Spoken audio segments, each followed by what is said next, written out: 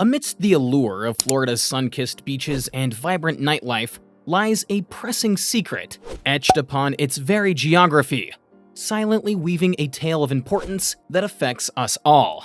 As the sands shift and the waters splash, this enchanting state faces profound concerns. I think we all already know that due to Florida's low geography, it has earned the entitlement Ground Zero in the United States for the consequences of climate change. From the enigmatic dance of rising sea levels, testing the boundaries of civilization, to the wild symphony of hurricanes, Florida's geography beckons us to listen closely. Join us on an exploration of this captivating landscape, because in this video, we are going to talk about the pressing geographical concerns of Florida. Situated in the extreme southeast of the United States, Florida stretches like a grand peninsula, a massive landmass hugged by thousands of islands. A captivating blend of vibrant landscapes, this state has a unique geographical positioning, being just a 200-mile reach from the Bahamas and the Caribbean Sea region. Encompassing 45 diverse terrestrial ecosystems and over 4,500 distinct islands, Florida's balmy coastal climate is intrinsic to its identity. It's an allure that attracts and retains, shaping Florida in ways as profound as Florida shapes those who call it home. Boasting the fourth largest economy in the nation, Florida dominates in sectors such as aerospace, tourism, and life sciences. Its bustling economy belies an appealing balance of opportunity and innovation. While it flaunts a thriving entrepreneurial spirit, it is also home to 18 Fortune 500 companies, deeply ingrained in its commercial aspect. These entities, although globally influential, are part of the lifeblood that powers Florida's economic dynamism. Disney, the state's largest employer, ironically maintains its headquarters in California, yet governs its own municipality within Florida. This anomaly signifies the reciprocal relationship Florida shares with these businesses, a symbiotic bond that goes beyond state boundaries. Not to mention the appeal of low state taxes, minimal regulation, and cost-effectiveness have turned Florida into a hub for emerging industries.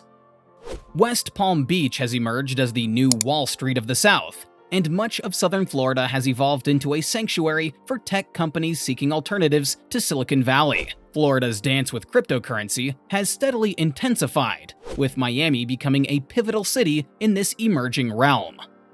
Population-wise, Florida is the third largest U.S. state, boasting an impressive 22.6 million residents. This makes the Florida megaregion a formidable force in the nation. The state's population exceeds that of several other states combined, including Delaware, New Mexico, Montana, Utah, Oregon, Nevada, and Colorado. This mass of humanity contributes to Florida's robustness, but also gives rise to pressing concerns like overpopulation, pollution, and challenges linked to its geographical disposition. Influential millionaires such as PayPal's Keith Rabois and Citadel's Ken Griffin contribute to Florida's prominence. Their presence could be seen as a testament to the allure of the state's corporate welfare, rather than merely the appeal of its renowned key lime pie. Florida's geographical structure comprises three primary physiographic regions: the Gulf Coastal Lowlands, the Atlantic Coastal Lowlands, and the Interior Highlands. Its distinct slimness, barring the sparsely populated Panhandle, and the unique merging of the Interior Highlands with the wide coastal lowlands, bestows upon Florida a semblance of a tropical paradise. However, it is largely a subtropical state, similar to Tennessee. It may surprise some that Florida's landmass only slightly surpasses that of Tennessee, despite harboring over 3 times more residents. The picture is not entirely rosy, though. Florida grapples with significant weather and climate concerns, accentuated by its geography. A large portion of its population resides south of Orlando, in a low-lying region barely above sea level. This presents a pressing issue, given the close proximity to the ocean. This concern is particularly poignant in Miami-Dade, home to over 6 million residents, approximately 28% of the state's population. As the economic heart of Florida, Miami contributes nearly 40% of the state's trillion-dollar GDP. This means that a significant slice of Florida's economy and population hinges precariously on a region that's most vulnerable to environmental risks.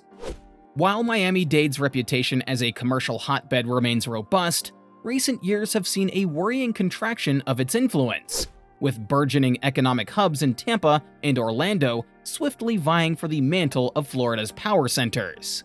This shift isn't solely attributable to economic factors. A litany of ecological concerns clouds Miami's future. Scientists warn that Miami's lower-lying zones risk slipping beneath the sea unless substantial preventative measures are promptly instituted.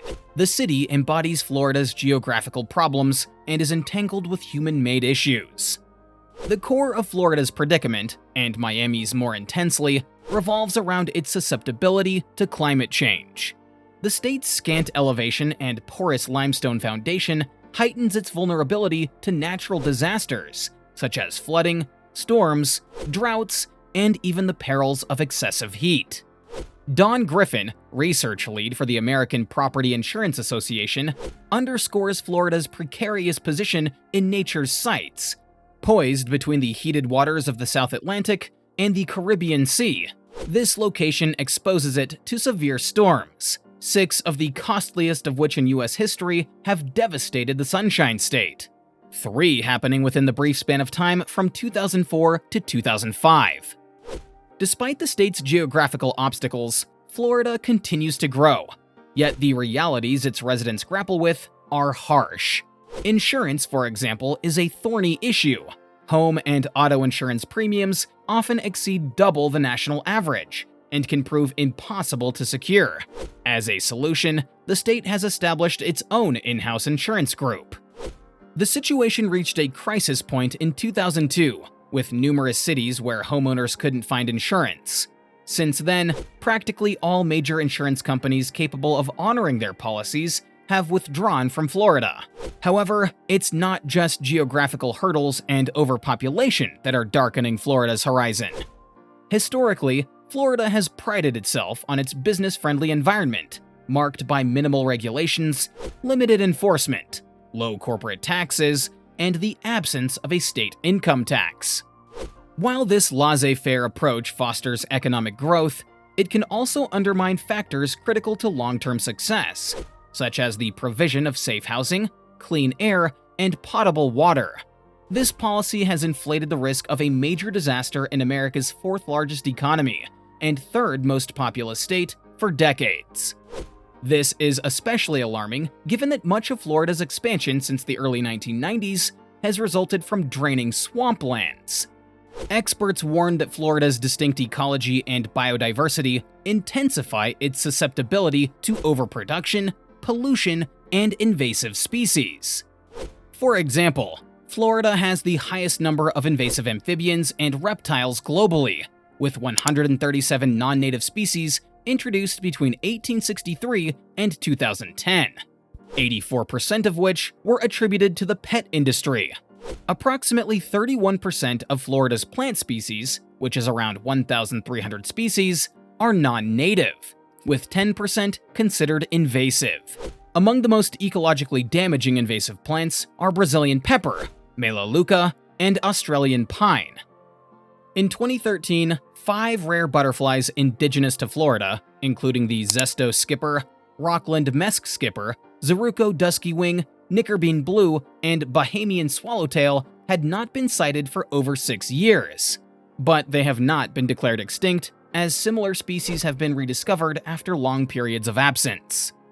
Florida's invasive aquatic plant, hydrilla, is a major concern, but effective management strategies can reduce its impact. The state's exotic pet trade contributes to the presence of numerous non-native species, including 31 mammals, 196 birds, 48 reptiles, 4 amphibians, and 55 fish.